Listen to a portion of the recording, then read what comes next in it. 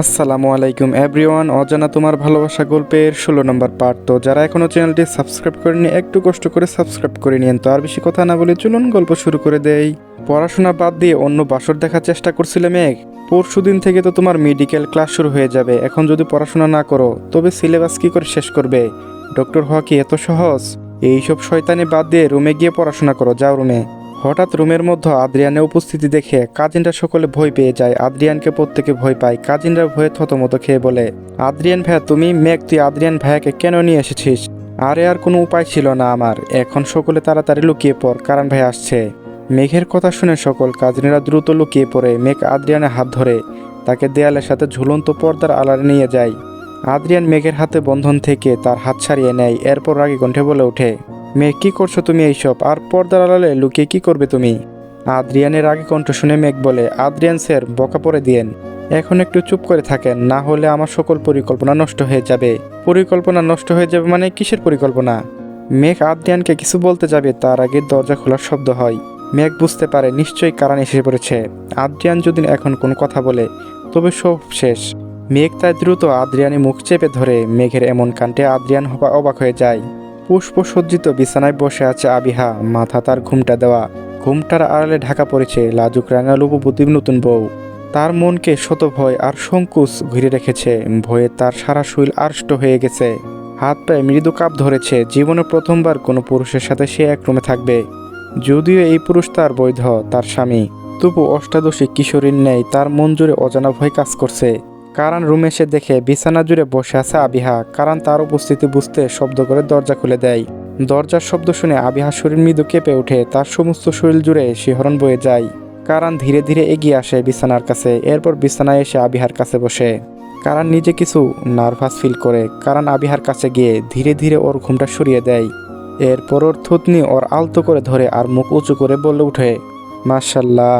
আবিহার কারণে রোমান্টিক দৃশ্য খাটের নিচ থেকে পর্দার আড়ালে লুকিয়ে লুকিয়ে দেখে যাচ্ছে সকল কাজিনরা। তারা খুটখুটি হাসছে। অন্যদিকে মেঘ পর্দার আড়ালে লুকিয়ে আছে। তার সাথে রয়েছে আদ্রিয়ান। মেঘের আঙ্গুল আদ্রিয়ানের ঠোঁটে অবস্থান করছে। বাহিরের জানালা দিয়ে মৃদু বাতাস বয়ে যাচ্ছে। আদ্রিয়ানের ঠোঁট মেঘের আঙ্গুলে ছোঁয়া লাগছে। মেঘ আর আদ্রিয়ান একে অপরের দিকে তাকিয়ে দেখে। আদ্রিয়ান সামান্য ঢোক গিলে এই মেয়ে তার কাছে আসলে সে এলোমেলো হয়ে যায়। মেঘ আদ্রিয়ানের চোখের দিকে বেশিক্ষণ তাকিয়ে থাকতে পারে না। খুব দ্রুত তার চোখ সরিয়ে নেয়। তার আঙ্গুল ঠোঁট থেকে নিচে নামিয়ে নেয়। আদ্রিয়ানও কিছুটা স্বাভাবিক হয়। মেঘ আদ্রিয়ানের দিক থেকে ঘুরে সামনে আবিহার কারানের বাসর ঘরের দিকে তাকায়। কারণ আবিহার থুতনি তুলে তখন মুখটা স্পষ্ট করে দেখতে যাবে, তখনই মেঘ দূর থেকে আবিহাকে ইশারা করে। আবিহা কান্না শুরু করে দেয়। হঠাৎ করে আবিহার কান্না শুনে কারণ অবাক হয়ে বলে, কি হয়েছে আবিহা, তুমি কান্না করছো কেন? কারণ আমি তোমার সাথে সংসার করতে পারবো না। আমি আকাশকে ভালোবাসি, তার সাথে সারা জীবন থাকতে চাই। আবিহার মুখে আকাশ নাম শুনে কারণ অবাক হয়ে বলে, এই আকাশকে? আর তুমি ওকে ভালোবাসো মানে? আকাশ আমার প্রেমিক হয় কারণ। তবে আমি কে? তুমি আমার স্বামী হও, কিন্তু আমি আকাশকে ভালোবাসি। ওকে ছাড়া বাঁচবো না। আকাশ তুমি কোথায়? আবিহার এমন কথা শুনে কারণের মাথায় আকাশ ভেঙে পড়ে। এই বাসর রাত নিয়ে সে কত স্বপ্ন দেখেছিল। আর এখন তার বউ অন্য একজনকে ভালোবাসে। কারণের ইচ্ছা করছে কচু গাছের সাথে ফাঁসটা নিয়ে মরা যেতে। অন্যদিকে কারণ এমন বেচা মুখ দেখে মেঘসহ সকল কাজিনরা হাসতে হাসতে শেষ। আবিহার মুখে আকাশ নাম শুনে আদ্রিয়ান প্রথমে অবাক হয়। আবিহা অন্য একজনকে ভালোবাসে? কথাটা বিশ্বাস হয় না তার। পরে যখন মেঘের শয়তানে হাসি দেখে তখন বুঝতে পারে নিশ্চয়ই এসব তাদের কাজ। তবে আদ্রিয়ানের কাছে বিষয়টা খারাপ লাগে না। কারণ বিয়ে করার জন্য খুব পাগলামি করছিল। ওর একটু শিক্ষা হওয়া উচিত। আদ্রিয়ানও পর্দার ফাঁক দিয়ে কারণ আর আবিহাকে কাণ্ড দেখে যাচ্ছে। সত্যি কারণকে দেখে এখন ভীষণ ফানি লাগছে বেচারা।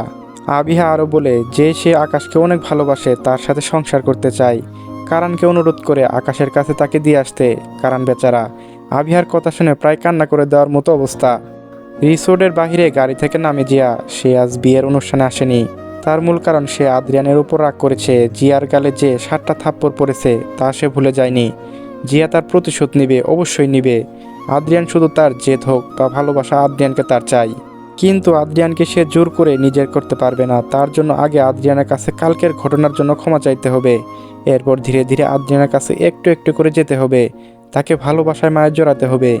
জিয়া আদ্রিয়ানকে এমনভাবে তার ভালোবাসায় মায়ে জড়াবে, আদ্রিয়ান চাইলেও সেখান থেকে বের হতে পারবে না, অসম্ভব। রাতের আকাশে মিটমিট করে জ্বলছে তারা। হালকা শীতের আগমন ঘটেছে। শীতের তীব্রতা উপলব্ধি করাতে ঠান্ডা বাতাস প্রবাহিত হচ্ছে। মেঘ আর আদ্রিয়ান এখন একে অপরের খুব নিকটে দাঁড়িয়ে আছে। তাদের মতো দূরত্ব মাত্র কয়েক হাত।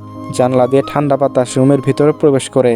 পর্দার আড়ালে লুকিয়ে থাকা মেঘের চুল স্পর্শ করে মৃদু বাতাসে মেঘের খোলা চুল হালকা উঠছে। মেঘের উড়ন্ত এলোকেশি কিছু চুল আটকে যায় আদ্রিয়ানের শার্টের বোতামে। যেহেতু আদ্রিয়ান তার পিছনে দাঁড়িয়েছিল, মেঘ খেয়াল করলো না সেটা। ওর মনোযোগ এখন সম্পূর্ণ সামনের দিকে। আদ্রিয়ানও হয়তো লক্ষ্য করেনি। তারা এখন কারান আর আবিহার খুনসুনি দেখতে ব্যস্ত। কারান এখন বাচ্চাদের নিয়ে কাদো কাদো মুখ নিয়ে বসে আছে। তার মুখ দেখে মনে হয় সে হয়তো কান্না করে দিবে।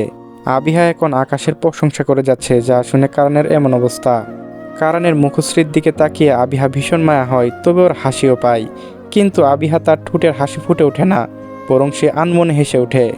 যা কারান দেখতে পায় না। বেচারা কারান, বিয়ে, বউ, বাসর সব কিছু নিয়ে তার কত স্বপ্ন ছিল।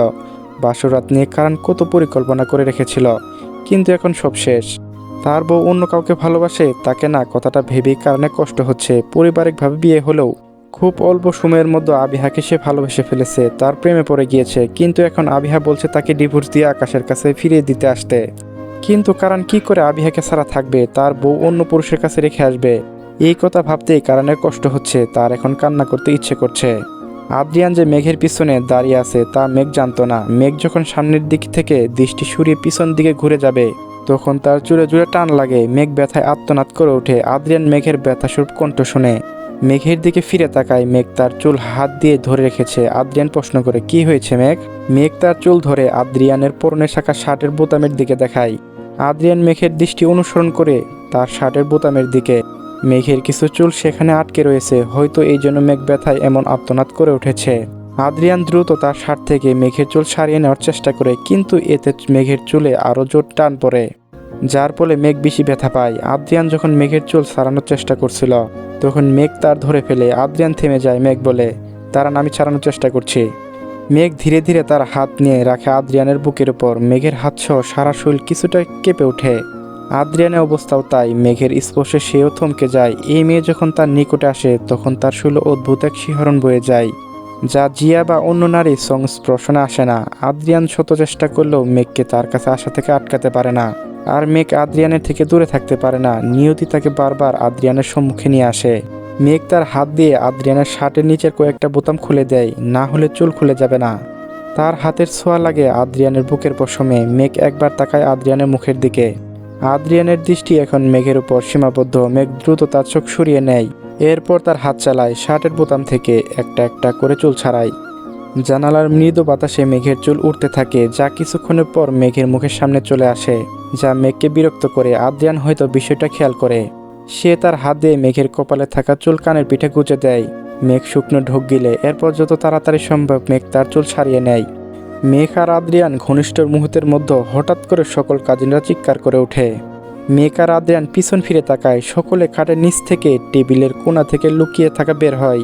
তারা কারান আর আবিহার বেডের কাছে গিয়ে শব্দ করে হেসে বলে ওঠে, কারান ভাইয়া কান্না করে দিয়েছে, কারান ভাইয়া বোকা, আমাদের পরিকল্পনা সফল হয়েছে। কারান সকল কাজিনদের দেখে অবাক হয়ে যায়। রুমের দরজা বন্ধ, তাহলে এরা কি করে ভিতরে আসলো? কারান অবাক হয়ে তাকায় আবিহার দিকে। আবিহার শব্দ করে হেসে ওঠে। কারান প্রথমে কিছু বুঝতে পারে না, কিন্তু একটু পর সে সব বুঝতে পারে। এই সব যে এই শয়তান কাজিনদের পরিকল্পনা তা সে বুঝতে পারে। কারান বেড থেকে নেমে বলে, এই সব কিছু তোমাদের পরিকল্পনা, তাই না? আর একটু হলে আমার হার্ট অ্যাটাক হয়ে যেত। আর তোমরা হাসছো? দাঁড়াও, সবগুলো কাজ যদি কান ধরে উঠবোস না করায়, তবে আমার নামও কারান না। কারান যখন কাজিনদের দিকে অগ্রসর হয়, তখন পর্দার আড়াল থেকে বের হয় আদ্রিয়ান আর মেঘ। তারা বেডের কাছে যায়। কারান আদ্রিয়ানকে দেখে অবাক হয়ে যায়। কারান বলে, আদ্রিয়ান তুই এখানে? তুইও কি সকলের সাথে লুকিয়ে আমার বাসরঘর দেখতে বসেছিলি? তোর থেকে এমন বাচ্চা আমি আশা করিনি আমি। কারানের কথা শুনে আদ্রিয়ান তার কাছে এসে এরপর বলে, বিশ্বাস কর, আমার কোনো দোষ নাই, সব দোষ এই শয়তান কাজিনদের।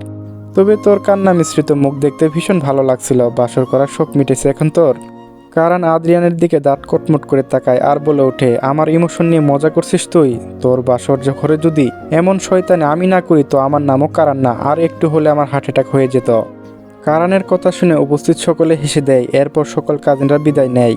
বিদায় নেই বলতে এক প্রকার কারান সকলকে রুম থেকে বের করে দেয়।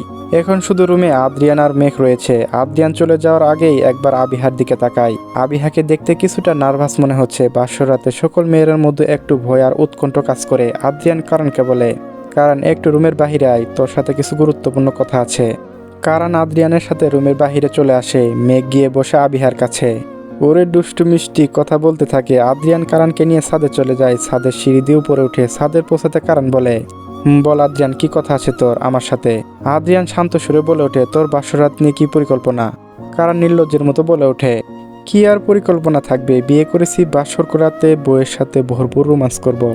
কারণ এমন কথা বলবে তা আদ্রিয়ান জানে। আদ্রিয়ান বলে, "তুই কি খেয়াল করেছিস আবিহা তোকে ভয় পাচ্ছে? ওর হাত পা কাঁপছিল রীতিমতো। আবিহাকে ছোঁয়ার বৈধতা তোর এখন আছে আর সব সময় থাকবে। তবে বিয়ের প্রথম দিন এমন কিছু করিস না যার ফলে ভবিষ্যতে ও তোকে ভয় পায়।"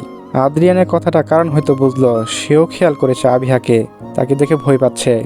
কিন্তু বাসর রাতে রোমান্স করা কারণের স্বপ্ন ছিল, কারণ বলে। কিন্তু বাসর ঘরে রোমান্স করা আমার স্বপ্ন ছিল আদ্রিয়ান। আদ্রিয়ান কারণের পিঠে হাত দিয়ে বলে, "শুন কারণ, স্বপ্ন শুধু তোর একার নয়, আবিহারও থাকতে পারে। প্রতিটা মেয়ের বিয়ের বাসর এইসব নিয়ে স্বপ্ন থাকে। তোকে আগে আবিহার মনের কথা বুঝতে হবে, ওর চাওয়া পাওয়ার বিষয় জানতে হবে। হয়তো আবিহা এটা চাই। সারা রাত তুই ওর সাথে গল্প করবি, কথা বলবি, ওকে বুকে জড়িয়ে ঘুমাবি। যদি ভালোবাসার মানুষ তোর সাথে থাকে তবে প্রতিটা রাত সুন্দর হয়। বিয়ের শুরুতে তোর স্বপ্ন আর চাহিদা আবিহার উপর চাপিয়ে দিস না। ওর মন, ভালোবাসা, আবেগ বোঝার চেষ্টা কর। চলবে, গল্পটি কেমন লাগলো অবশ্যই জানাবেন। আর পরবর্তী পার্টও খুব তাড়াতাড়ি আপলোড দেবো, তো সবাই চ্যানেলটি সাবস্ক্রাইব করে রাখেন কিন্তু।